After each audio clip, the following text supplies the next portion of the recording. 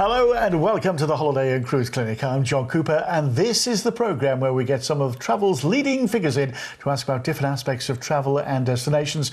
And we also get to ask your questions too. Now, if you want to get in touch with the programme, there are many different ways to interact with us. You can give us a call. It's simply 0330 032 216. Now, calls to that will be charged at your standard national rates.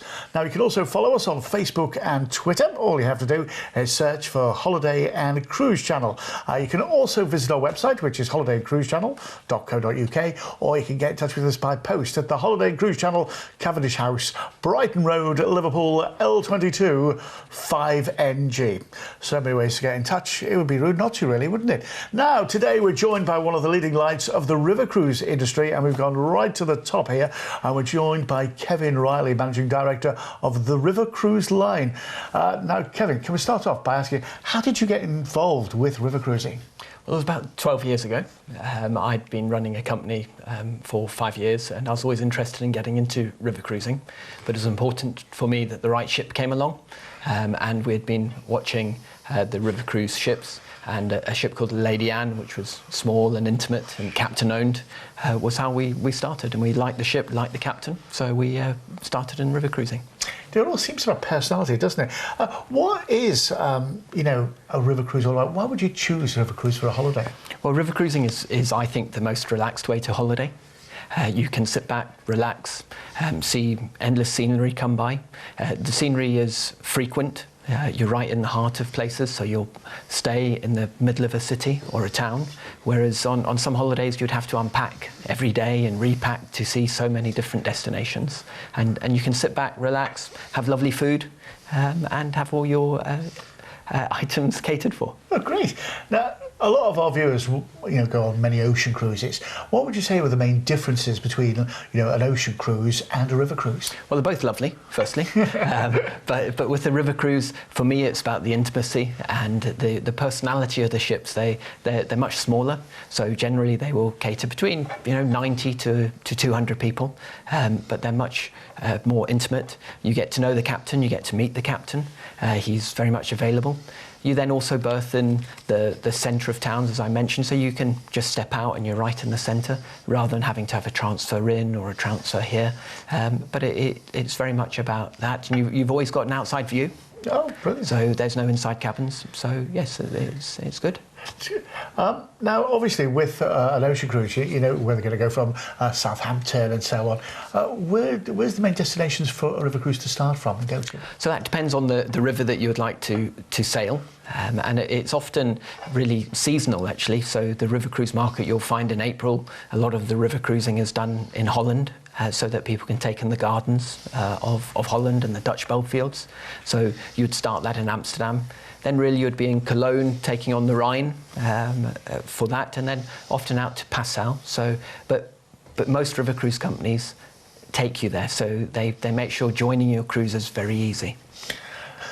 Now that's what I was thinking about getting there and what have you. But when the cruise goes along, you said you stop in the centre of town. How close to the centre of towns do the ships pull in?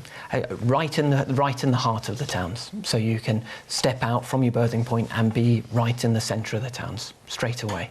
So that's a big difference, isn't it, from an ocean cruise where you can be out in the docks or what have you, to yes. be right in the centre of town. Yeah.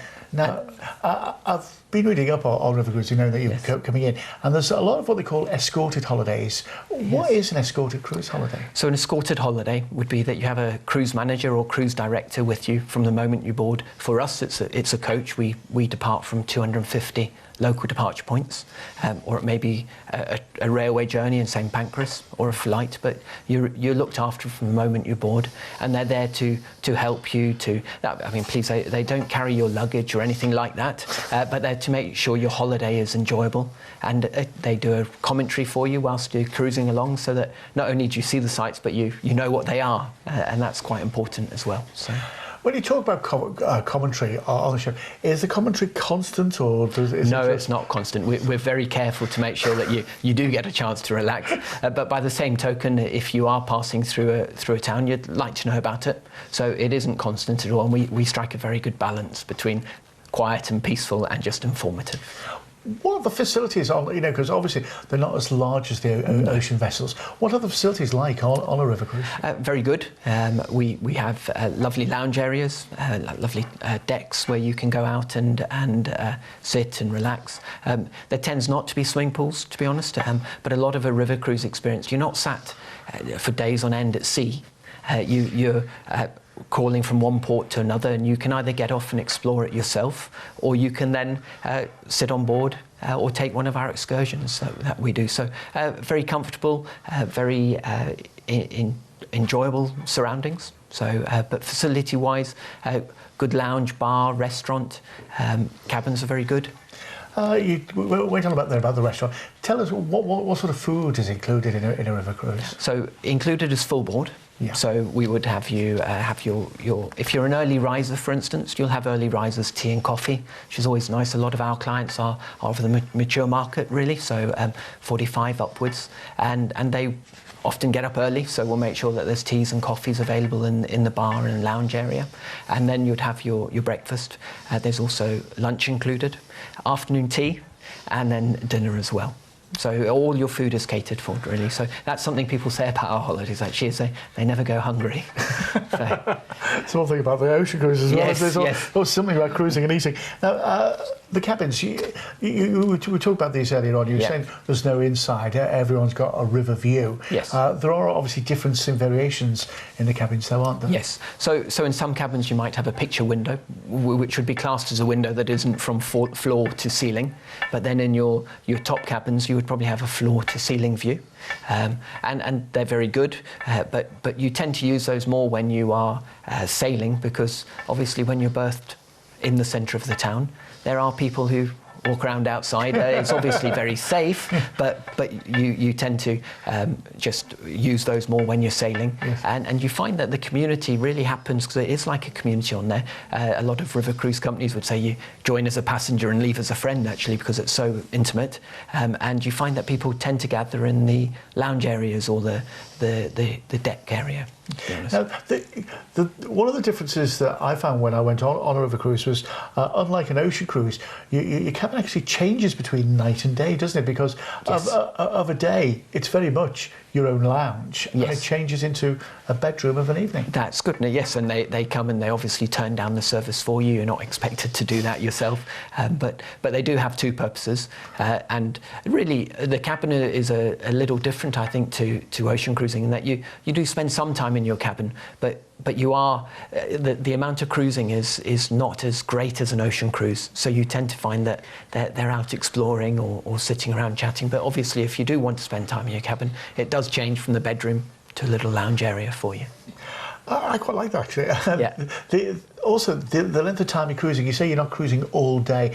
Sort of on an average, and I know there mustn't be an average cruise, Yeah. but because each river's different. But how often do you spend, or how long do you spend actually cruising compared to in port? Yep. So not only is each river different, but also it depends whether you're going upriver or downriver, because you will be slightly quicker as well.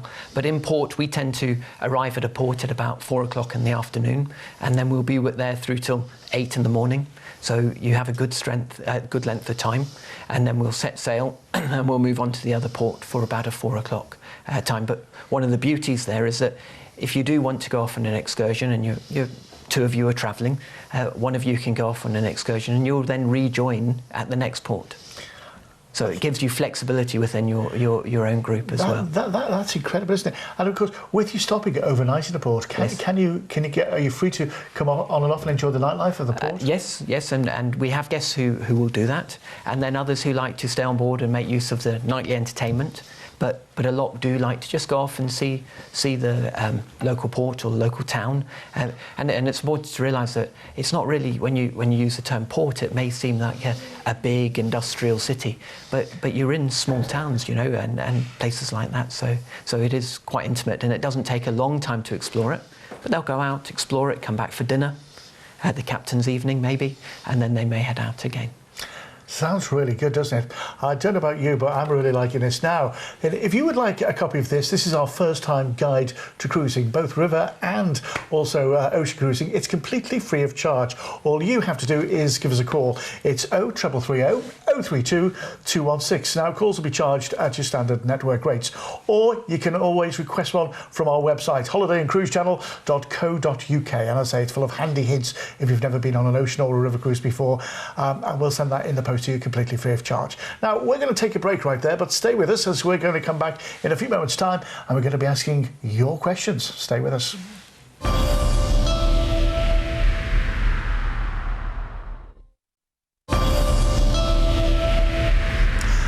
Hello, welcome back to the Holiday and Cruise Clinic. I'm John Cooper and I'm joined in the studio today by Kevin Riley, who's Managing Director of the River Cruise Line.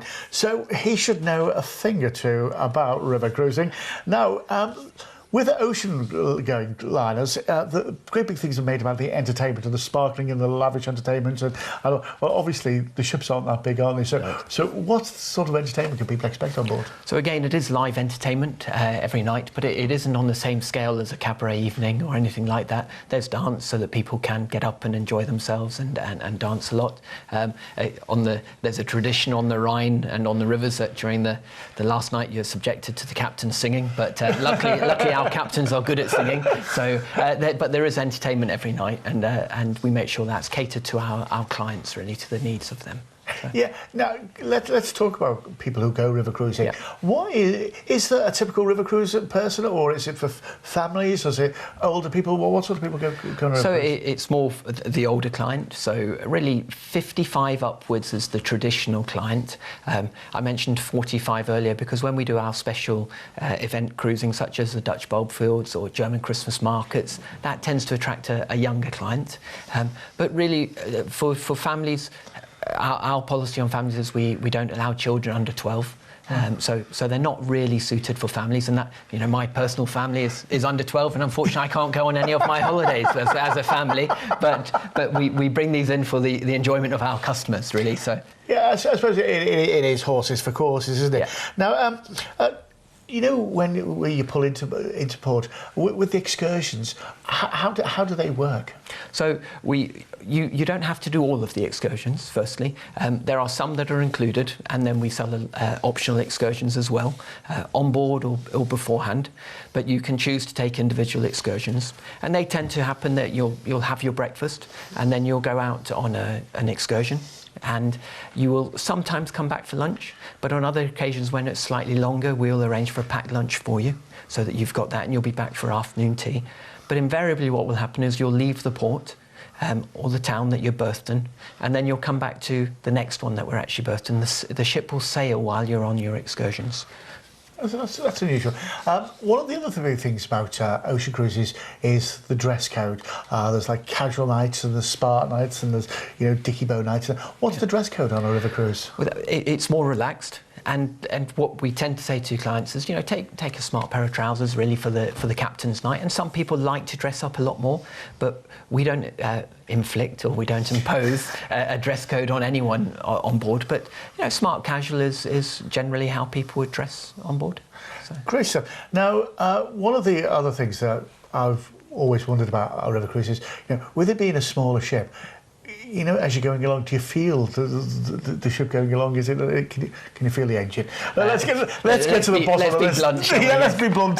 Well, you've been on board, and from my perspective, you definitely don't feel the engine. And one of the nicest things as well is that you tend to not have a great deal of nighttime sailing, and even if you do, it's very, very quiet. And the good thing there is you're assured a great night's sleep, and that's one of the things that people do say the difference between ocean cruising and the river cruising is you'll sleep like a log on board, and the noise, and you don't tend to feel the engine.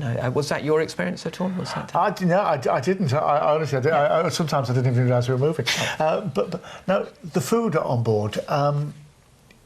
Tell us, you've told us about the breakfast, the lunch, the dinners, the afternoon teas and all that sort of thing.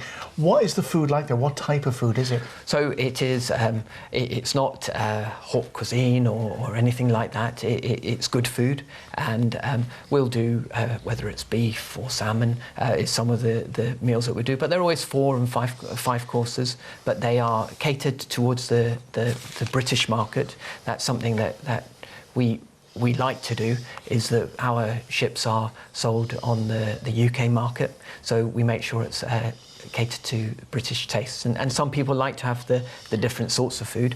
So we do occasionally on the Christmas cruise, for instance, we'll have a Christmas dinner that would be a German Christmas dinner, and the next day would be on our normal Christmas dinners. So fantastic. That's how we would do that. So. That sounds good. Now then, this is the part of the programme where we sort of hand it over to you, so I can relax now to think about things, because we've got your questions here. First one is from Rodney and Iris from Nottingham. They've said, we haven't been on a river cruise before, and we're a bit sceptical about it. What is included in the fare, and is it full board? Okay, so firstly, you should be able to see clearly in the brochure or the website what is included. In our river cruises, you would get all your transportation to the ship, whether you chose to do that by coach or by rail or by air. You'd get the services of a cruise manager or cruise director. You'd get all your meals, which is full board, and tea and coffee during the morning or at breakfast time. You will then get your cabin, goes without saying, but if you to be full on everything. So those are the items that you would generally get included. Gratuities are excluded, right. And so are drinks. It's not a full board, all-inclusive package. You can, on some of our cruises, choose to buy drinks from us in advance on a package, but generally you would pay for your drinks. But they are very well priced, because you're not a captive market where you can't necessarily go outside, so the ship would like you to stay on board, so they won't overcharge you for the drinks or anything like that. That's great. Now, this is from Jennifer Clare from Hull. She says, we've not cruised before and wondered about the gratuities and tipping. Okay. How much are these on average? Yeah. On average, it's up to you, obviously, but generally people would pay between 5 and 10 euros a day, really. So. And it's in euros, obviously, if it's in Europe, and I suppose yes, wherever you are in the world. In the world, yes, but we tend to cruise in Europe, which is why. Now, this is Sophia from Glasgow. I have a special diet. Now, if I go on a river cruise, can my diet be catered for? Okay, so far we haven't had a diet that we can't cater for. So we have always been able to cater for diets. I think the most important thing when you book any holiday any holiday at all, is to make sure that you tell the company at the time of booking that you do have a special diet, because then they can ensure that the ship know about it. And ships buy their food in advance, and it's important that they can cater for that. So as long as you tell the company that you book with at the time you book, or before you travel, then they'll be able to cope for you. That's brilliant. Well, let's go on to our next question. We're interested in river cruising, but we don't want to have the full excursion package included in the price. We prefer to do our own thing and just book tours if they appeal to us.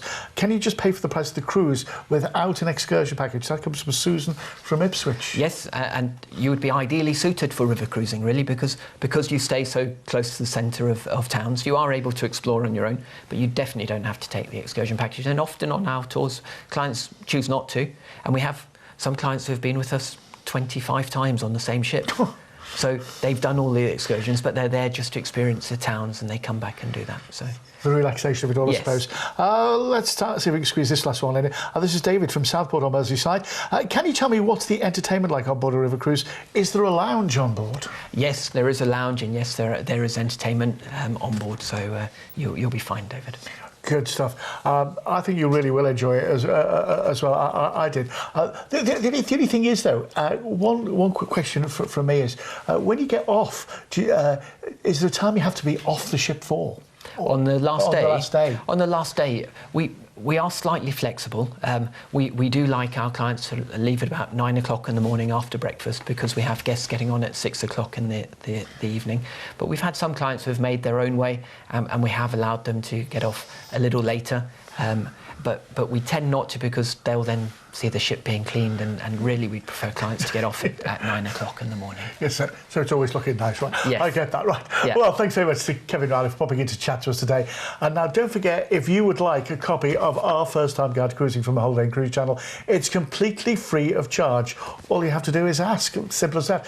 Give us a call. It's 0330 032 216. Now, calls will be charged at your standard national rates. Or you can request from our website. That's holidayandcruisechannel.co.uk. And as I say, it's full of handy hints. And if you've never been on a cruise holiday before, we'll pop that one into the post to you completely free of charge. I say the Holiday and Cruise channel website is there for you. You can even watch this programme again if you dare. But in the meantime, that's it from me for today. But make sure you join us again very soon here on the Holiday and Cruise Clinic. Thanks for watching.